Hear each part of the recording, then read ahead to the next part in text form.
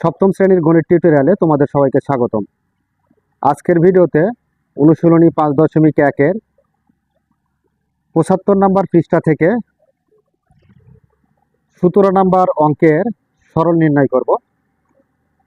তো এখানে দেখো 17 নম্বর অঙ্কের যে তথ্যটা দেওয়া আছে সেটা হলো 2a + 1 whole square - 4a into 2a + 1 + 4a square. তো এর সরলগুলো নির্ণয় করতে হলে আমাদের যে দুইটা সূত্রের প্রয়োজন হবে সেই দুইটা সূত্র আমরা জানি। প্রথম সূত্রটা হচ্ছে a + b হোল স্কয়ার, অর্থাৎ বর্গের সূত্রগুলাই প্রয়োজন হবে। তো a square + 2ab + b square. আর অপর আরেকটি সূত্র হচ্ছে a - b হোল স্কয়ার সমান হচ্ছে a square - 2ab + b square. তো এই দুইটা সূত্র দিয়ে আমরা এই যে সরলের যে অঙ্ক 17 নাম্বার থেকে 24 নাম্বার অঙ্ক আছে সবগুলোই আমরা সমাধান করতে পারবো। তো 17 নাম্বার অঙ্কে সমাধান করার জন্য আমরা প্রথমে যে কাজটা করব সেই কাজটা হচ্ছে যে এখানে দেখো এই যে 2a + 1 2a + 1 এটা একই ধরনের একটি রাশি। এই রাশিটা সমান একটা চলক ধরে নিব। তো ধরি 2a + 1 যে চলকটা এই রাশিটার ভিতরে নেই সেই চলকটাই ধরবো আমরা। তো এখানে x ধরি আমরা, x। তাহলে প্রদত্ত রাশিটা কি দাঁড়াবে?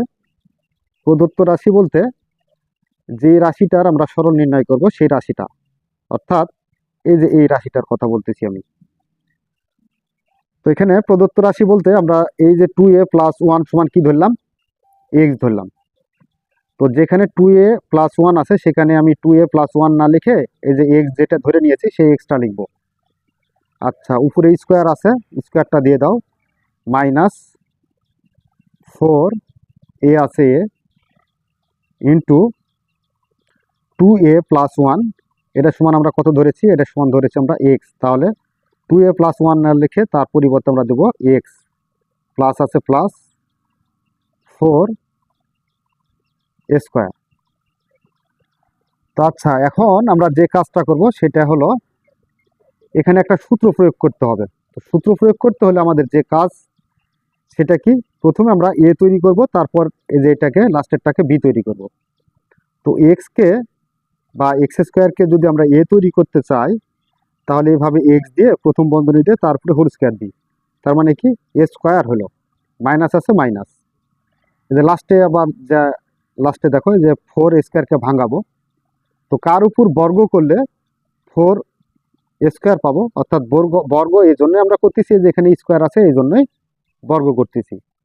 তাহলে এখানে আমরা জানি 2a তার উপরে যদি স্কোয়ার করি তাহলে 2 এর উপর স্কোয়ার বা বর্গ থাকা মানে 2 × 2 = 4, আর এর উপর স্কোয়ার থাকা মানে স্কোয়ার, তাহলে 4a স্কোয়ার। এখানেও 4 স্কোয়ার আছে, এখানেও 4 স্কোয়ার আছে।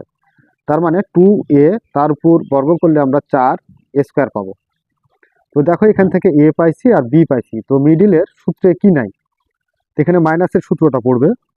তো মাইনাসের সূত্রটা যদি একটু লক্ষ্য করে দেখো তাহলে আমরা এই যে দেখো a স্কোয়ারটা তৈরি করছি, a স্কোয়ার, এরপরে b স্কোয়ারটা তৈরি করছি, b স্কোয়ার। তো মিডিলের নাই কি? মিডিলের নাই হচ্ছে 2ab নাই। তো 2ab নাই সেহেতু আমরা এখানে সূত্রে 2 দিব। আর a কাকে ধরেছি? a হচ্ছে x কে ধরেছি, আর b ধরেছি হচ্ছে 2a কে, তাহলে 2a। তাহলে দেখো 2ab সেটিং হয়ে গেল। আর এখানে মাইনাস আছে, আর মাইনাসটা দেখে আমরা বুঝলাম যে এটা মাইনাসের সূত্রটা পড়বে। তো আচ্ছা, এখন দেখো এই পদটাকে যাতে আমরা গুণ করলে পূর্বের পদটা ফিরে পাই। তো এখানে গুণ অবস্থায় কত আছে? 4ax আছে। তো এটাকেও গুণ করলে যাতে 4ax আসে। তো 2 দ্বারা 2কে গুণ করলে 2 × 2 = 4ax, তাহলে 4ax বা 4ax। তো এখানে সঠিকভাবে এখানে যে পদটা আছে এখানেও সেই পদটাই আছে, আবার এখানে যে পদ সেই পদ এখানে, আবার এখানে যে পদ সে পদ এখানে। তার মানে পুরা রাশিটাই আগের রাশিটাই ঠিক আছে। তো এখানে মিডিলে একটা সূত্র প্রয়োগ করা হয়ে গেল। সূত্রটা হচ্ছে কি? a square - 2ab + b square. এর সূত্র কি? a - b whole square. এই যে দেখো a square - 2ab + b square, এর সূত্র হচ্ছে a - b হোল স্কোয়ার। যদি কোনো সময় এই তথ্যটা দেওয়া থাকে তখন আমরা বলবো a - b হোল স্কোয়ার, আবার যদি কখনো a minus B whole square দেওয়া থাকে তখন আমরা বলবো a square minus two A B plus B square. তো যেহেতু এটা দেওয়া আছে সেহেতু আমরা এটা বলবো। তো আচ্ছা, এখানে a minus B whole square অর্থাৎ a ধরছি কাকে, এক্স কে, আর বি ধরছি টু এ কে, তাহলে সূত্রের মাইনাস টু এ হচ্ছে বি, তাহলে a minus B whole square. তো আচ্ছা, এবার যে কাজটা করতে হবে সে কাজটা হচ্ছে যে এক্স এর একটা মান ধরা হয়েছিল, এক্স না লিখে এক্স এর যে মানটা ধরছিলাম সেই এক্স এর মানটা লিখবো, কারণ এক্স কিন্তু এই প্রদত্ত রাশির কেউ না, যে আমাদের অঙ্কটা ছিল এই রাশিটার কেউ না। তো সেই ক্ষেত্রে এখানে এক্স এর মানটা এক্সটা রাখা যাবে না। এক্স এর একটা মান ছিল, মানটা কত ছিল, টু এ প্লাস ওয়ান। এখানে এক্স এর পরিবর্তে আমরা মান বসাবো টু এ প্লাস ওয়ান মাইনাস টু এ আছে টু এ, তারপর হোল স্কোয়ার আছে হোল স্কোয়ার। তো এখানে লিখতে পারো এক্স এর মান বসিয়ে,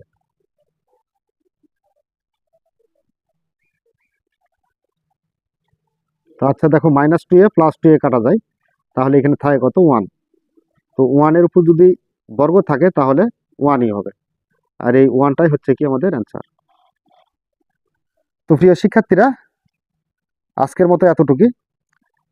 আগামী পর্ব থেকে আমরা ৭৬ নম্বর পৃষ্ঠা থেকে ১৮ নম্বর অঙ্কের সমাধান শুরু করব। তো এই বলে আজকের মতো ক্লাস এখানে শেষ করছি। ধন্যবাদ সবাইকে।